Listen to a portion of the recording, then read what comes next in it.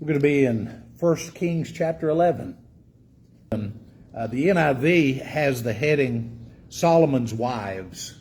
So we've been talking about Solomon's wives for all the time we've been talking about Solomon. It's kind of like when you say David, you want to say Bathsheba right behind it, right? The thing that molds your understanding of who these men were had to do with the women in their lives and how those relationships worked out. I want us to read 11, 1 through 8 to start with, and that gives us just kind of a general overview of what happened to Solomon as he fell under the influence of his many wives. King Solomon, however, loved many foreign women, besides Pharaoh's daughter, Moabites, Ammonites, Edomites, Sidonians, and Hittites. They were from nations about which the Lord had told the Israelites, "You must not intermarry with them, because they will surely turn your hearts after their gods." Nevertheless, Solomon held fast to them in love. He had 700 wives of royal birth, 300 concubines, and his wives led him astray. As Solomon grew old, his wives turned his heart after other gods, and his heart was not fully devoted to the Lord his God, as was the heart of David his father. He followed Ashtoreth, the goddess of the Sidonians, and Molech, the detestable god of the Ammonites. So Solomon did evil in the eyes of the Lord. He did not follow the Lord completely, as David his father had done. On a hill east of Jerusalem, Solomon built a high place for Chemosh, the detestable god of Moab, and for Molech, the detestable god of the Ammonites. He did the same for all his foreign wives, who burned incense and offered sacrifices to their gods. So this passage helps set up a pattern for the rest of the kings of Judah. Kings that do well are like their father David, even if he wasn't their immediate father. You get several generations down and you have a good king. He was like his father David. Kings that follow after idols are like their earthly fathers. He did not follow the teachings of God, but he was like his father, and it'll give you the name of the king that preceded him. In Solomon's case, he's kind of none of the above. He's not a spiritual follower of David, so he's not like his father David in that sense, but he doesn't have anybody else to be the son of. So Solomon is kind of problem number one in this regard. He's the first one that follows after idols on a large scale, and as a result, things fall apart in a hurry after he is king. It's a great illustration of the power of a good woman and the power of an evil woman. I've often said it. I think that it's absolutely true in ministry, but it's true in other occupations, other ways of life as well. A woman will make or break you. You will be as good as the wife you choose to be with you. If you choose a bad wife, your ministry is going to suffer. That's just the way that is. And so I talk to young men about this as they're getting to that age and thinking about finding a mate. If you choose a mate that doesn't want you to be a minister, your life is going to be miserable. Either you're going to give up the ministry or the marriage is going to fail. Those two things are just the way it is. And we've seen it happen time and time again. Now multiply that by 700. Right? So if you didn't just have one wife causing you grief in your ministry, if Solomon wanted to be God's man, he had 700 people who were calling out for him to follow other gods and goddesses. So he gives in. He is not willing to stand up to his wives. And again, we talked about how much did he know them individually. There's a little phrase here that I find interesting. It says, Solomon held fast to them in love. Was Solomon a romantic? Did he just fall in love with all these women that he married? We know some of them were marriages of convenience. He wanted to make peace with their father, so he married all these princesses from all these neighboring countries so he would have peace, and that worked out fairly well for him. We'll find out that wasn't the end of the matter, but he loved these women. So he's got 700 women that he cares about, or at least a good percentage of them. And when you care about a woman and you want that woman to be happy, you might do things that you wouldn't otherwise have decided to do on your own. The Apostle Paul says that he wishes everybody was like him. In other words, single. Because if you're single, you only have to think about you and the work you're doing for the Lord. But if you're married, you have to think about your spouse. It's true for women, it's true for men. If a woman has a husband that pulls her back from being a faithful Christian, he can ruin her standing with the Lord if she lets him. If a man has a wife that pulls him back from being faithful to the Lord, she can ruin his relationship with the Lord if he allows it. And Solomon allowed it. I'm not sure if there's a difference between following and building a high place for. But if you'll notice in verse 5, it says, he followed Ashtoreth, the goddess of the Sidonians, and Molech, the detestable god of the Ammonites. And then on verse 7 it says, on a hill east of Jerusalem, Solomon built a high place for Chemosh and for Molech. So he followed Ashtoreth, and he built a high place for Molech and for Chemosh. Now let me remind you about who these folks are. Ashtoreth is usually associated with Baal or Baal. Baal is kind of the predecessor to Zeus in Greek mythology. He was the god of thunder. He was a god with great power, and he was a god that you would pray to if you wanted good crops and you wanted things to go well. He was a battle god, obviously, like Zeus was. So he was very popular in the Canaanite religion. His consort was this Ashtoreth. And Ashtoreth was a goddess of fertility. So usually when you see Ashtoreth mentioned, it's mentioned about the groves. There were places where either they would plant trees or they had statues or poles that they would set up near to her places of worship, near to her temples. And the idea was that if you made love amongst the poles, amongst the trees that were planted, that somehow that would increase your offspring. Right? So it was a fertility cult. She continues on into Greek and into Roman mythology as well. So a very popular goddess and kind of takes different forms down through the centuries. But she was one of the chief goddesses of the Canaanite religion. So we've conquered Canaan. We've got the temple of God a few hundred yards from the palace where Solomon lives. Solomon oversees the building of God's temple, and then his wives convince him that their gods are also important, and he needs to build things for their gods as well. So he followed Ashtoreth, which probably means he was in cahoots with Baal worshipers as well.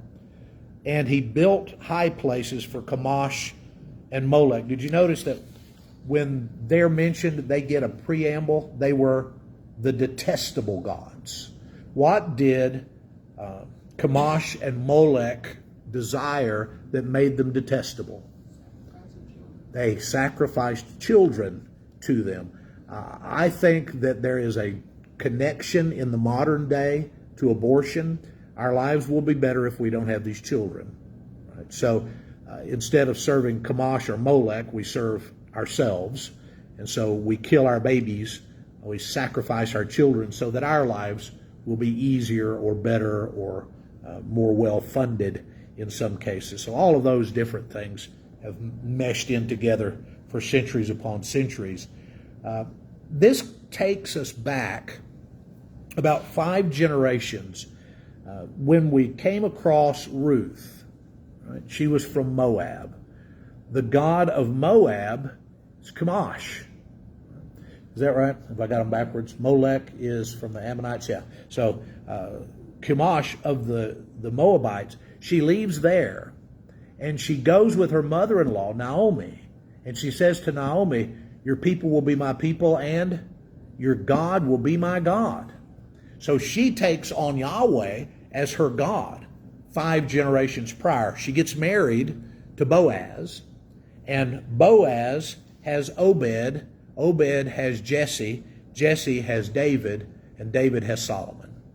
And then Solomon says, you know what we really need to do? We need to worship the God of Moab. And so he builds a high place. Did you catch that he built these high places on a mountain to the east of Jerusalem? Anybody think in terms of the geography? What is the mountain just east of Jerusalem? It's the Mount of Olives. That's the Mount of Olives. So when Jesus is praying on his last night before his trial and his execution, he is praying in an area that at one time was the high place of Molech and Chemosh. Right? I don't remember which was which, but one was on the northern side of the hill, the other was on the southern side.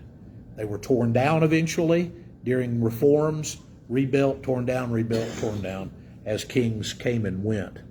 But Solomon let his wives get in the way of his following God, and so God is going to repay Solomon by taking away most of the kingdom from Solomon's offspring, but not all of it. Look at verse 9.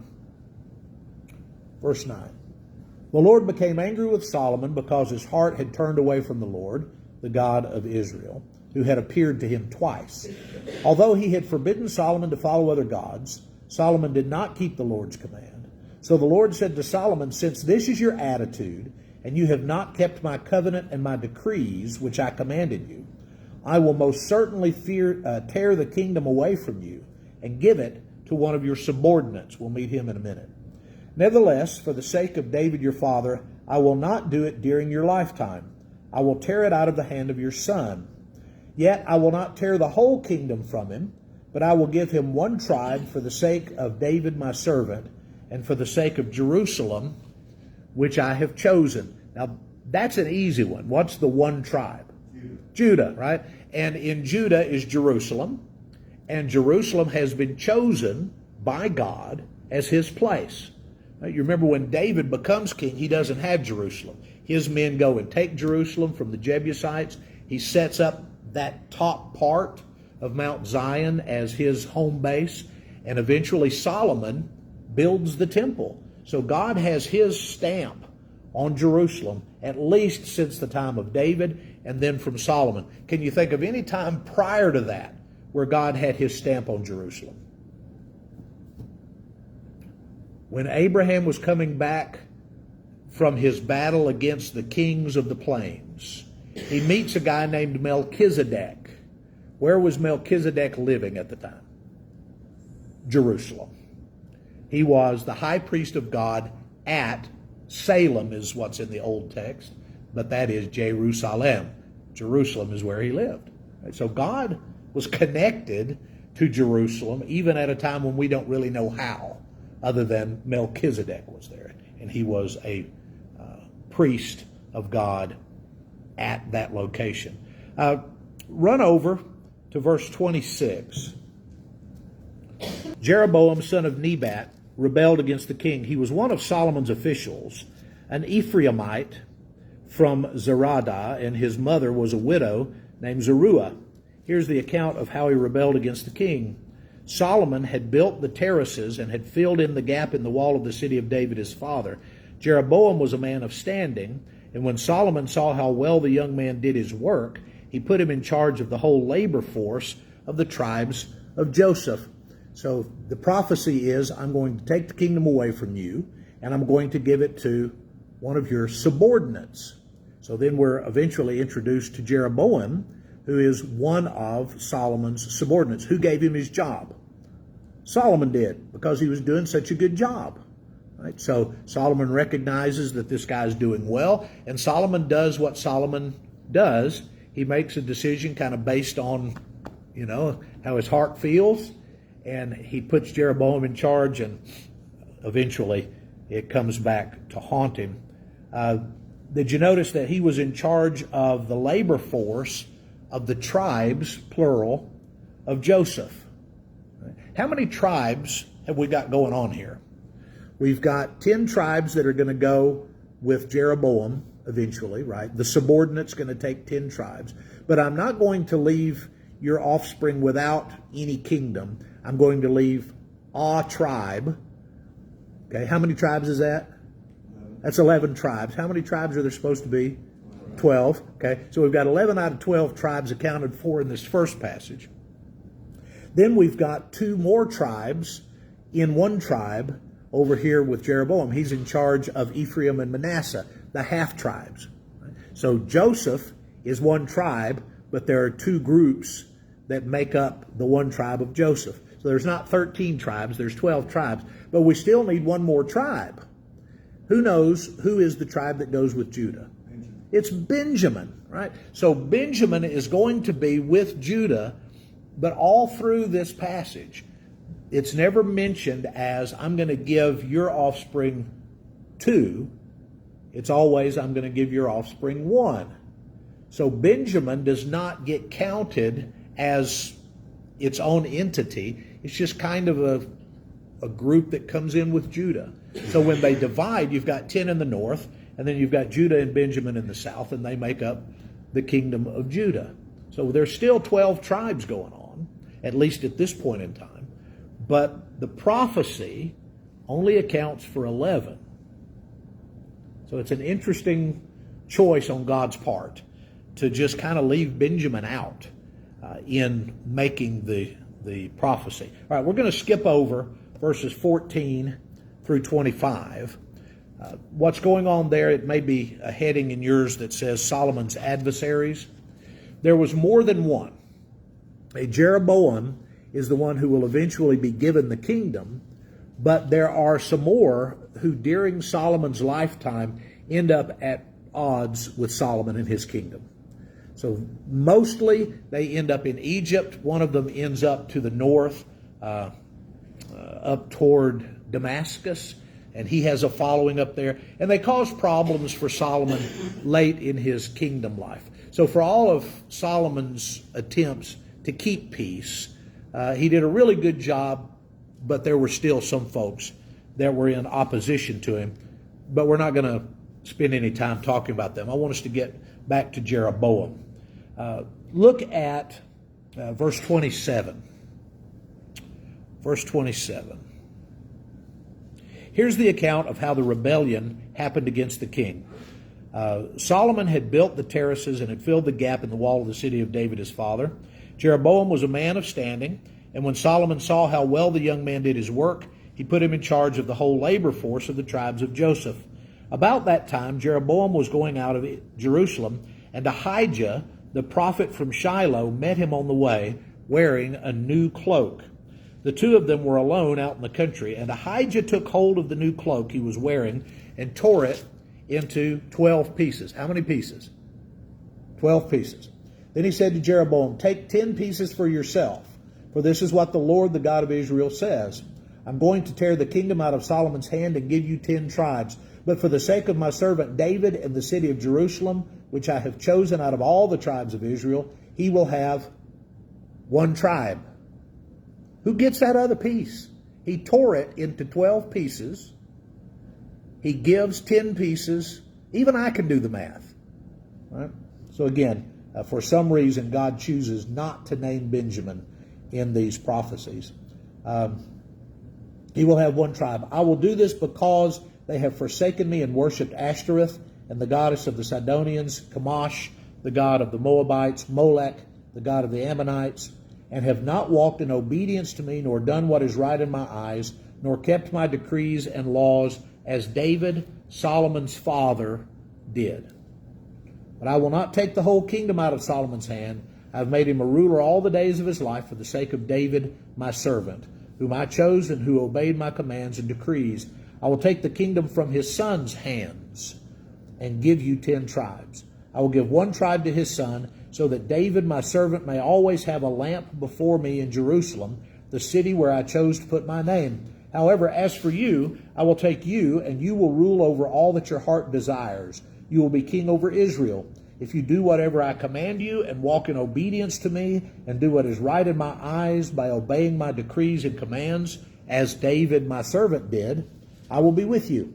I will build you a dynasty as enduring as the one I built for David, and will give Israel to you. I will humble David's descendants because of this, but not forever. One thing in particular that jumps out at me is the big if-then statement. Right? If you follow my decrees, if you worship me, I will make you a dynasty like David's dynasty. Does Jeroboam follow God? No. Who do they worship in the north? Baal and Asherah. That becomes pretty standard fare as far as the northern kingdom is concerned. So we don't have a great revival under the new king, and they go back to Yahweh and serve Yahweh only while the south gets punished for not following God. No, it's unfortunately Jeroboam makes some of the same major mistakes. Well, now everybody knows, right? Solomon has been told this is what's going to happen. Jeroboam has been told this is what's going to happen. So Solomon tried to kill Jeroboam, but Jeroboam fled to Egypt. Who was the strongest adversary at this point in the whole area? Egypt, right? They can protect you. If you go and be in exclusion, in what is it when you send a king off? Exile, there you go. Send him off into exile. If you're going to go into exile, go to Egypt. They had helped a couple of other guys from that area. Now they help Jeroboam, and he stays there until Solomon's death. As for the other events of Solomon's reign, all he did and the wisdom he displayed, are they not written in the book of the annals of Solomon? Solomon reigned in Jerusalem over all Israel 40 years. Then he rested with his ancestors and was buried in the city of David his father, and Rehoboam his son succeeded him as king. How much chance does Rehoboam have? Zero. God has already spoken on the matter, right? He's going to lose 10 tribes. That's what's going to happen. He doesn't do a great job of trying to fix that. He kind of plays into the hand. But Rehoboam is now going to be king over the entire, right? There's still 12 tribes, and he inherits and is king over the 12 tribes. That's not going to last a terribly long time. One other thing I'll mention, are they not written in the book of the annals of Solomon? How many of you have read the annals of Solomon? Maybe. Maybe it's in 1st and 2nd Chronicles. That's the guess. But we don't know. If it was something different enough, important enough for it to have been Scripture, then I'm sure God would have kept it. When Scripture was put together by the Israelites, by the Jewish authorities, between 400 and 100 BC, one of the things that had to be true was it had to be extant. In other words, you had to have a copy of it on hand where you could read it. It couldn't be something that was reported to have been said, that was reported to have been a book at one time. You had to have a copy that was believable, that was authentic, that you could bring in. And there were still a lot of books that they found and that they brought together that they didn't accept, things that didn't make it into the Old Testament canon. Same thing was true about the New Testament. Do we have a copy of it? Is it something that is believable? Do we know the source of it? All those kinds of things. So we don't have a copy, as far as I know, of the Annals of Solomon. There's another book that we'll run into, the deeds of the kings of Israel. We don't know that we have that particular book. But some scholars think that when you're reading through 1st and 2nd Chronicles, they're very similar to 1st and 2nd Kings, but not exactly the same. So maybe some of the information that's in 1st and 2nd Chronicles is from or is equal to these books like the Annals of Solomon or the works of the kings of Israel. Any questions or thoughts about this? Okay, can we get a lesson from this? Well, I'll go back to where I started. The people that you put yourself in with, the people that you let have authority in your lives, right? Close friends, spouses, even sometimes children, right? If you give them enough of a voice, Sometimes you will follow them in places you wouldn't otherwise go. Solomon might not have been unfaithful to God, but he loved all of those women, and those women led him in bad directions. If Solomon had had a stronger counsel, had been more the one in charge of his family spiritually, things might have gone differently, but they did not.